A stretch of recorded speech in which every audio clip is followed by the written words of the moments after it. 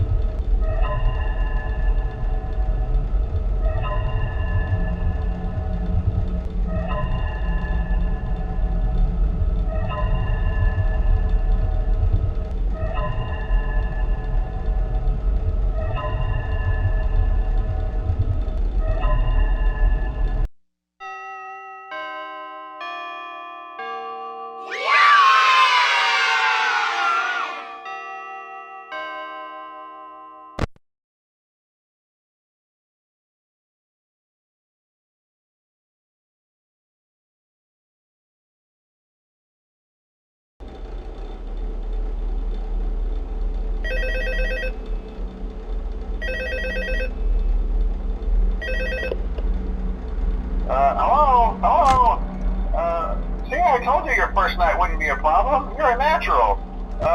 By now I'm sure you've noticed the older models sitting in the back room. Those are from the previous location, and we just use them for parts now. The idea at first was to repair them. They even started retrofitting them with some of the newer technology, but they were just so ugly, you know, and the smell. So the company decided to just go in a whole new direction and make them super kid-friendly. Those older ones shouldn't be able to walk around, but if they do, the whole Freddy head trick should work on them too, so whatever. I loved those old characters. Did you ever see Foxy the Pirate? Oh wait, Foxy. Oh yeah, Foxy. Hey listen, that one was always a bit twitchy. I'm not sure if the Freddy head trick will work on Foxy. If for some reason he activates during the night, and you see him standing at the far end of the hall, just flash your light at him from time to time. Those older models would always get disoriented with bright lights. It would cause a system restart or something. Come to think of it, you might want to try that on any room where something undesirable might be. It might hold him in place for a few seconds. That glitch might have carried over to the newer models too. One more thing, don't forget the music box. I'll be honest, I never liked that puppet thing. It's always thinking, and it can go anywhere. I don't think the Freddy mask will fool it, so just don't forget the music box. Anyway, I'm sure it won't be a problem. Have a good night, and I'll talk to you tomorrow.